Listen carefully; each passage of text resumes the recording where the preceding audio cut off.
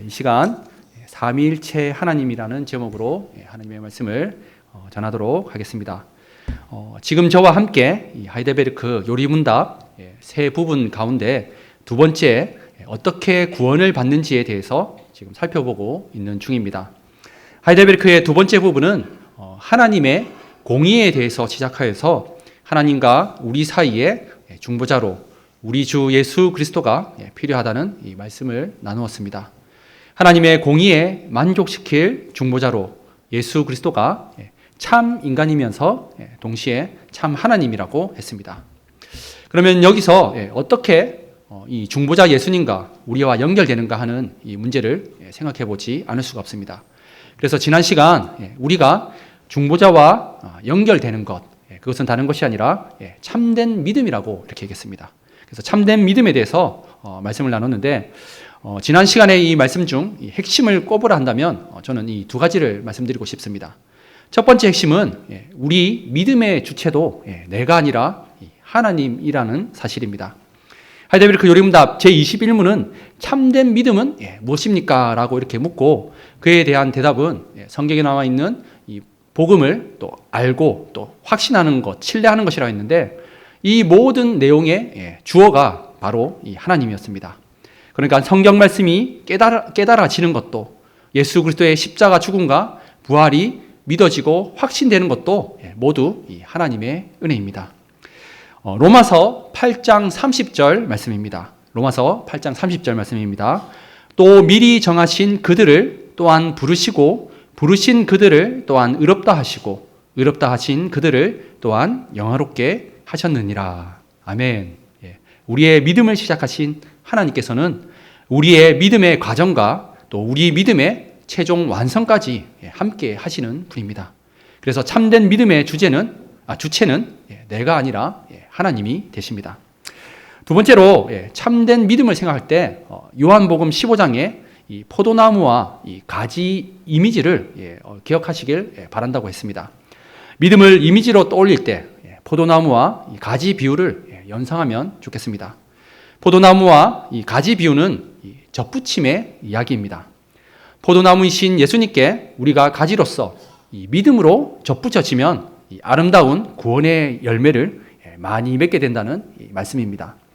우리가 믿음으로 그리스도와 연합되었기 때문에 하나님은 우리를 의롭다고 하시는 것입니다.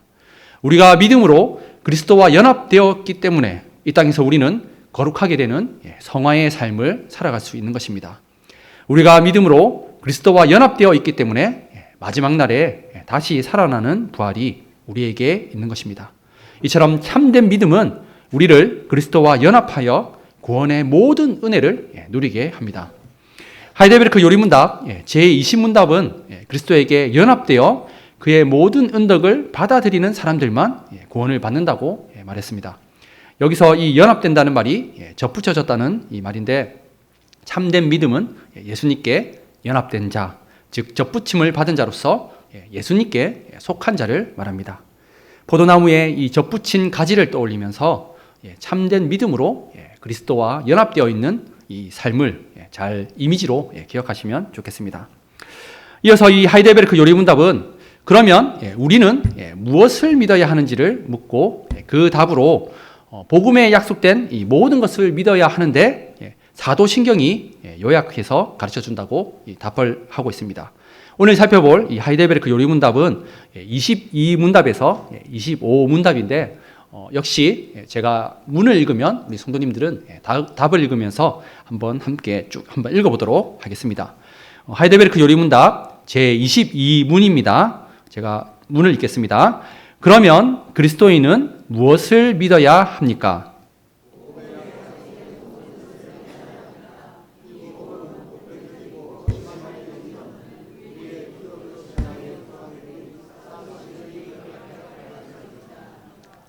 (23문입니다) 사도신경의 조항들은 무엇입니까?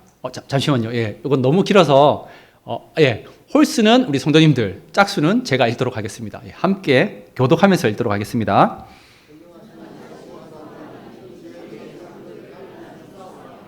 그의 독생자 우리 주 예수 그리스도를 또한 믿사오니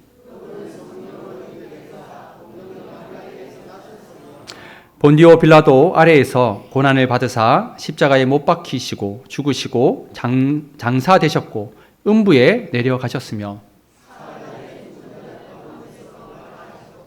하늘에 오르셨고 전능하신 성부 하나님 우편에 앉아 계시며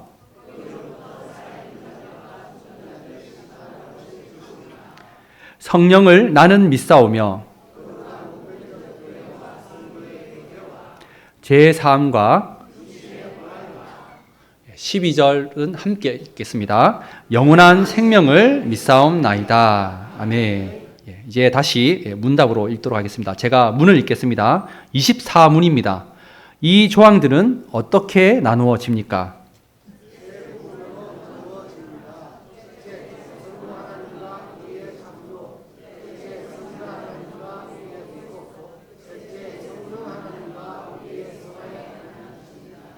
마지막 25문입니다. 오직 한 분 하나님만 계시는데 당신은 왜 삼위 곧 성부, 성자, 성령을 말합니까?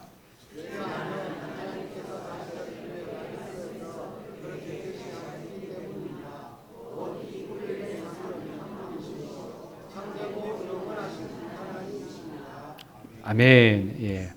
먼저 이 하이델베르크 요리문답 제22문을 보여주시면 우리가 무엇을 믿어야 하는지 묻는데 이것은 우리가 믿어야 할 이 내용입니다. 그래서 22문답을 보여주시면 다른 것이 아니라 이 사도신경에 이렇게 요약되어 있다고 이렇게 답하고 있습니다.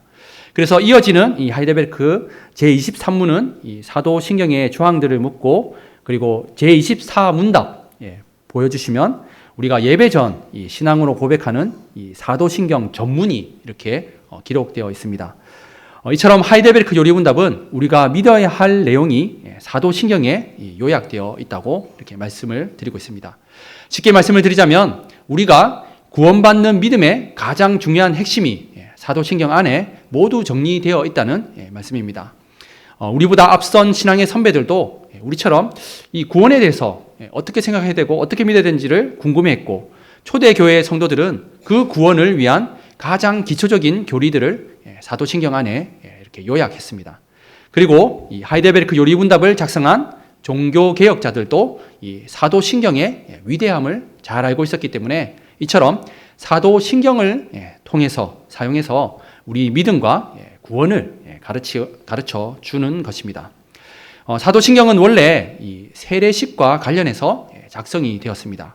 성부와 성자와 성령 하나님의 이름으로 세례를 베풀기 전에 교회에서는 이 삼위 하나님을 가르쳤고 세례를 받는 사람은 삼위 하나님의 인격과 그리고 사역을 고백하고 이 세례를 받았던 것입니다. 사도신경의 내용이 무엇입니까? 하이델베르크 23문답을 한번 보여주십시오. 제가 이제 구분하기 쉽게 파란 글씨로 이렇게 조금 구분해서 이렇게 나타냈는데 제일 먼저 나오는 것이 성부 하나님에 대한 내용입니다. 그리고 성부 하나님께서 천지와 우리를 창조하신 것을 고백하고 그리고 두 번째 내용은 성자 하나님께서 예수님께서 우리를 구원하시려고 동정녀에게서 태어나셨고 십자가에 달리시고 부활 승천하신 것을 고백하는 이 내용입니다. 그리고 성령 하나님에 대해 우리를 거룩하게 인도하시는 것을 믿는다고 이렇게 고백하는 것입니다. 이처럼 사도신경은 삼위 하나님과 삼위 하나님께서 행하신 일을 가르치고 고백하는 것입니다. 이와 같은 사도신경은 크게 세 부분으로 이렇게 나눕니다. 이 세 부분을 나누는 표시는 믿사오며라는 이 말인데 라틴어 크레도라는 이 말이 나는 믿습니다라는 뜻입니다. 사도신경의 원문을 보면 나는 믿습니다라고 이렇게 말하면서 그 대상을 셋으로 밝히고 있습니다. 성부 하나님을 믿고 성자 하나님을 믿고 성령 하나님을 믿는다고 이렇게 고백을 합니다. 그런데 이 한글 번역에서는 믿사오며라는 이 단어가 4번이나 이렇게 나옵니다.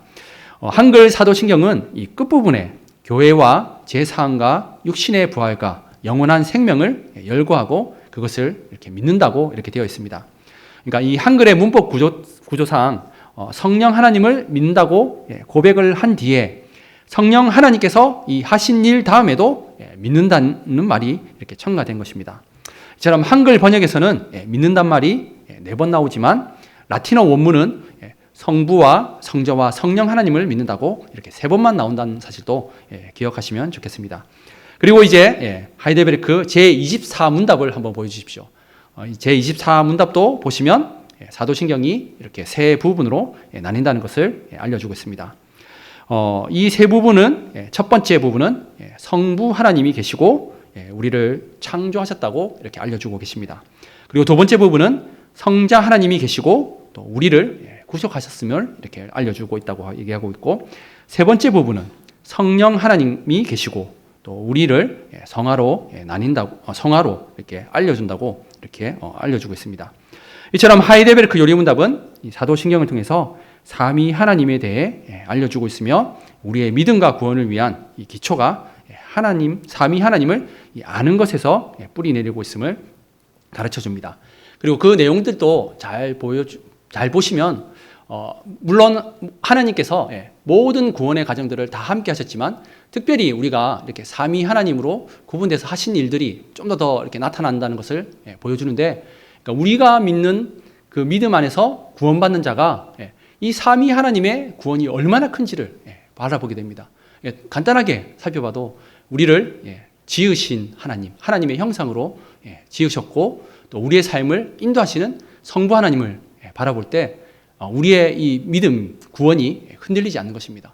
그리고 예수님께서 자신의 목숨을 내어주기까지 우리를 사랑하신 그 십자가 사랑을, 또 그 하나님의 그 기쁘신 사랑을 또 우리가 어떻게 또 표현할 수가 있겠습니까? 그리고 성령 하나님은 다른 것이 아니라 예수님께서 승천하신 후에 우리에게 함께 하시는 하나님, 그래서 이 모든 구원을 이루어 가시는데 적용하시고 또 우리의 삶을 인도하시는 그 하나님을 보여주고 있습니다. 그래서 처음 시작부터 우리가 믿음의 신앙을 하는 그 과정까지 이 삼위 하나님께서 함께 하시기 때문에 우리의 믿음 그리고 우리의 구원은 흔들림이 없이 또 기쁨과 감사함으로 이렇게 나갈 수 있는 것입니다. 그리고 한 가지만 제가 좀 더 설명을 한다면 이 삼위 하나님에 대한 지식에 대해서 조금 이제 좀 더 폭넓게 한번 생각을 해보면 좋겠습니다. 먼저 우리가 이 지식에 대해서 좀 더 이제 이해하기 위해서는 관계가 있다는 것을 우리 먼저 아시면 좋겠습니다. 창세기를 보시면 우리 사람 위에는 우리를 지으신 하나님이 계시고 또 우리는 하나님의 형상으로 지음받고 또 하나님 남자와 여자로 이렇게 존재하는 공동체적인 사회성 있는 존재로 이렇게 나타냅니다. 그리고 또 우리 아래에는 무엇이 있습니까? 세상이 있고 우리가 이것을 하나님의 형상으로 잘 다스려야 된다는 이 관계를 성경은 이렇게 말하고 있습니다.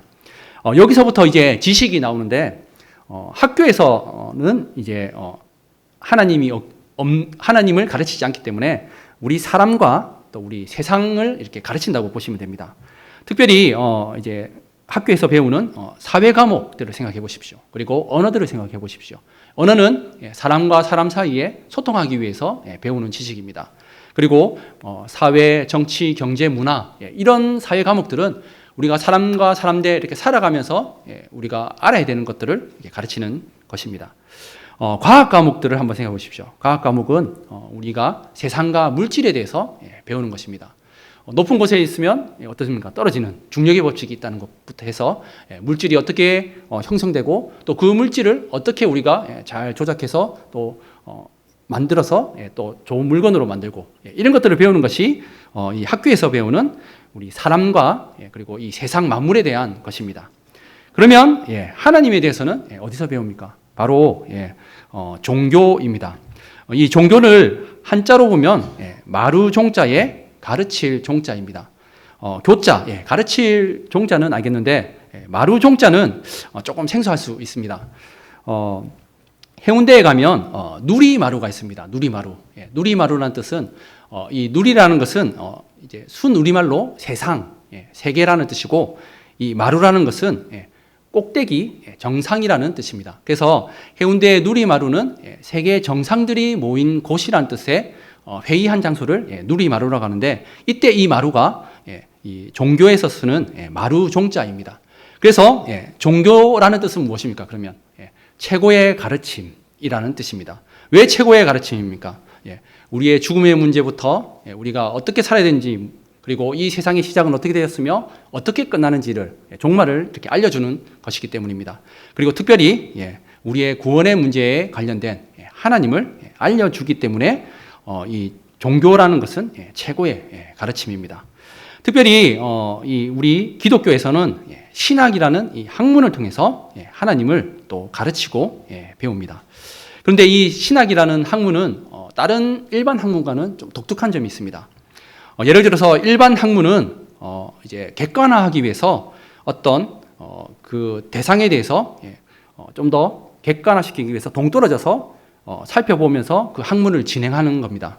하지만 신학은 그렇지 않습니다. 그럴 수가 없습니다. 신학은 하나님을 알아가는 학문인데 신학은 하면 할수록 어떻게 됩니까? 하나님과 더욱 친밀해져야 하면서 또 요구하는 것이 있는데 그것은 이 아는 것만큼 삶으로 살아가야 되는 것을 요구합니다. 그러니까 암과 삶의 일치를 요구하는 것을 이렇게 볼 수가 있습니다. 구원은 하나님을 알아가고 알아야 하고 하나님의 계시인 이 성경을 통해서 하나님이 어떤 하나님인지 그리고 어떻게 구원을 하셨는지를 알게 해야 되는데 이런 지식들 가운데서 우리는 이 성경 말씀을 통해서 이렇게 하나님을 알아가고 있고 오늘은 특별히 삼위일체 하나님에 대해서 지금 배우고 있습니다. 다시 강조해서 말씀을 드립니다. 사도신경은 우리가 구원받기 위해서 삼위 하나님이 계시다는 것과 그리고 삼위 하나님께서 어떤 일을 하셨는지를 알고 믿어야 한다고 이렇게 말씀하고 있습니다. 그래서 이 하이델베르크 24문 이후로는 쭉 사도신경을 통해서 이 삼위일체 하나님에 대해서 가르쳐 줍니다. 여기서 이제 우리가 이제 삼위일체라는 단어를 조금 한번 용어를 좀 알면 좋겠습니다. 삼위일체란 말의 뜻은 한 분 하나님께서 삼위, 즉 동일한 본질이 세 분으로 구분된다는 것입니다. 우리가 흔히 수 개념으로는 1 더하기 1 더하기 1은 무엇입니까? 3입니다. 그런데 삼위일체란 말은 1 더하기 1 더하기 1은 1이라고 이렇게 말하는 것과 같습니다. 사실 이 삼위일체는 우리의 머리로 그리고 논리적으로 이해할 수 있는 진리가 아닙니다. 그러나 쉽게 생각해서 우리가 하나님에 대해서 생각해 볼 때 하나님은 어떤 분이십니까? 시간과 공간을 초월해서 계신 편재하신 하나님이십니다. 시간과 공간을 초월해 계시는 것처럼 우리의 이성과 수의 개념도 초월해 계시는 분으로 우리는 믿으면 됩니다. 그리고 우리의 머리와 이성으로 다 설명될 수 있는 하나님이라면 이미 그 자체로 하나님은 우리를 초월해 계신 하나님이 될 수가 없습니다. 예전에 제가 읽었던 철학책 중에 이런 예시가 있었는데 이 사람이 지혜로 철학을 하는 것에 대해서 이런 표현이 있었습니다.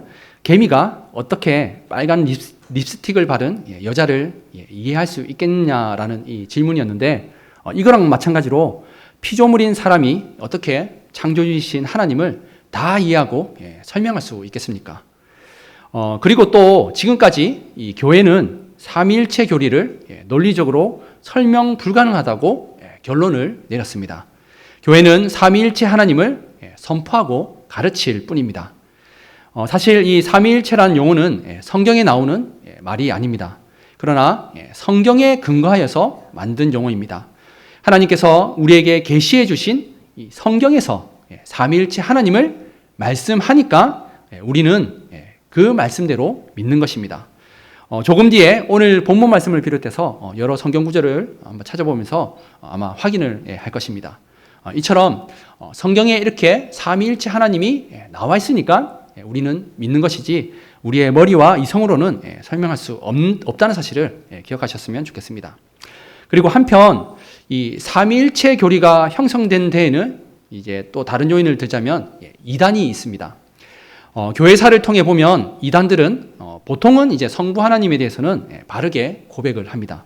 그런데 성자 예수님과 성령 하나님에 대해서는 이 바른 고백을 하지 않는 경우가 많았습니다. 교회사에 그런 경우가 많았습니다. 예를 들어 성자 예수님이 하나님이 아니다라는 주장하는 이단들이 많았습니다. 오늘날도 보면 유대교나 이슬람도 예수님을 그저 훌륭한 선지자 중에 한 사람으로 봅니다. 또 어떤 이단들은 예수님이 참 사람이 아니라고까지 이렇게 주장하기도 했습니다. 이처럼 교회사 가운데 예수님을 참 하나님이면서 동시에 참 인간으로 보지 않는 이단들이 많았습니다. 그리고 성령 하나님에 대해서도 인격적인 분으로 보지 않고 어떤 힘이나 파워 그리고 에너지로 보는 이단들도 이 교회사 가운데 많았습니다. 심지어 로마 가톨릭은 어떻습니까? 삼위 하나님에다가 성모 마리아를 더하고 있습니다. 그러니까 성부 하나님이 계시니까 성모 하나님도 있어야 된다는 논리입니다. 즉 아버지 하나님이 계시니까 어머니 하나님도 필요하다는 것입니다. 그러니까 제가 지금까지 이렇게 이단들을 딱 보았을 때 성경에다 무언가를 빼도 이단이 되고 또 성경에다 무언가를 더해도 이처럼 이단이 된다는 것을 기억하셨으면 좋겠습니다. 이와 같은 삼위일체 교리는 사변적이고 추상적인 이야기, 사람이 만들어낸 이야기가 아니라 하나님께서 우리를 구원하여 주시면서 나타내신 성경의 진리입니다. 이 진리는 우리의 이성적인 논리로 다 이해할 수는 없지만 성경에 기록되어 있기 때문에 우리는 믿는 것입니다. 하이델베르크 요리문답 제25문을 한번 보여주십시오. 제25문을 보여주시면 오직 한 분 하나님만 계시는데 왜 삼위 곧 성부, 성자, 성령 하나님을 말합니까? 라고 이렇게 질문을 하고 그에 대한 답 25문답을 보여주시면 무엇이라고 얘기합니까? 하나님께서 성경 말씀에서 그렇게 계시하셨다고 이렇게 대답을 하고 있습니다. 하나님께서 성경 말씀을 통해 우리에게 삼위일체 하나님으로 알려주셨기 때문에 우리는 이처럼 삼위일체 하나님을 믿고 따르고 고백하는 것입니다. 삼위일체 교리는 다시 한번 말씀드립니다. 사람의 호기심이나 사색에서 나온 것이 아니라 사람의 머리에서 나온 것이 아니라 하나님의 말씀에 기록되어 있고 우리를 구원하시면서 나타난 이 삼위 하나님의 사역을 고백하는 이 성경의 진리입니다. 하나님의 말씀이 가르쳐 준 그대로 고백을 하고 따르는 것입니다. 하이델베르크 요리문답 제25문에서 삼위일체는 하나님께서 성경에서 계시하신 진리라고 했습니다. 따라서 성경에 나타난 예들을 살펴보면서 오늘 말씀을 마무리하고자 합니다. 먼저 이 신약의 말씀을 통해 이 삼위 하나님을 살펴보면 좋겠습니다. 신약에서는 예수님을 통하여 우리의 구원이 더 명확하게 나타나기 때문에 삼위 하나님도 더 명확하게 드러납니다. 그래서 먼저 신약 성경을 살펴보면 좋겠습니다. 오늘 본문 마태복음 3장 16절에서 17절 말씀입니다. 마태복음 3장 16절에서 17절 말씀 함께 한번 읽어보도록 하겠습니다. 함께 읽겠습니다. 예수께서 세례를 받으시고 곧 물에서 올라오실새 하늘이 열리고 하나님의 성령이 비둘기같이 내려 자기 위에 임하심을 보시더니 하늘로부터 소리가 있어 말씀하시되 이는 내 사랑하는 아들이요 내 기뻐하는 자라 하시니라. 아멘. 이 말씀은 이제 예수님께서 공생의 사역을 시작하기 전에 이제 세례 요한으로부터 세례를 받으시면서 이제 공생애를 시작하는 그 첫 시작인데 이 예수님께서 세례를 받으실 때 보면 하나님의 아들이신 예수님이 나오시고 그 다음에 16절 말씀해 보시면 하나님의 성령이 비둘기같이 내려서 임재하는 것을 볼 수가 있고 또 17절 말씀해 보시면 하늘로부터 소리가 나는데 이것은 이제 하나님 아버지의 음성이겠죠. 이는 내 사랑하는 아들이요 내 기뻐하는 자라 이렇게 얘기하면서 우리가 이 성경 말씀을 통해서 삼위일체 하나님을 우리는 이렇게 또 보게 됩니다. 예수님께서 세례를 받고 물 위에 오르셨을 때 성령 하나님께서 비둘기같이 그리고 성자 예수님에게 임하시고 하늘에서는 성부 하나님의 목소리가 들린다는 것을 이렇게 성경이 기록하고 있습니다. 그 다음 말씀으로는 마태복음 28장 19절 말씀입니다. 마태복음 28장 19절 말씀을 보시면 예수님께서 승천하시면서 복음을 전할 때 우리에게 말씀하시기를 아버지와 아들과 성령의 이름으로 세례를 주라고 이렇게 말씀하고 있습니다. 역시 여기서도 하나님 아버지 그리고 아들 예수님 그리고 성령 하나님이 이렇게 나오는 것을 우리가 볼 수가 있습니다. 그 다음 말씀은 요한복음 14장 26절 말씀입니다. 14장 26절 말씀은 예수님께서 승천하시면서 이 하나님 아버지께서 이 보혜사 성령 하나님을 보내주신다는 이 말씀입니다. 이 말씀은 함께 한번 읽어보면 좋겠습니다. 요한복음 14장 26절 말씀 함께 읽겠습니다.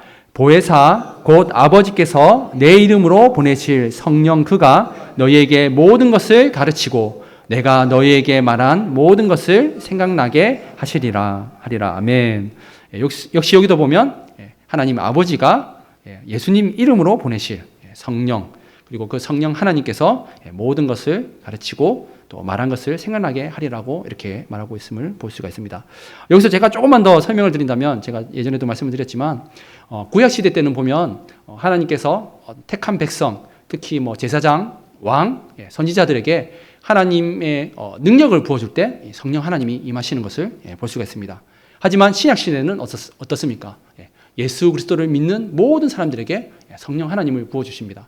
그래서 이 성령 하나님이 임하신다는 것은 정말 구약시대에 비하면 신약시대에 하나님께서 주신 또 더 큰 은혜의 복이라는 사실도 기억하셨으면 좋겠습니다. 그 다음 말씀으로는 고린도 후서 13장 13절 말씀입니다. 우리가 흔히 강복선언으로 흔히 축도라고 이렇게 하는데, 여기서도 삼위 하나님의 이름으로 선언을 합니다. 고린도후서 13장 13절 말씀도 한번 함께 읽도록 하겠습니다.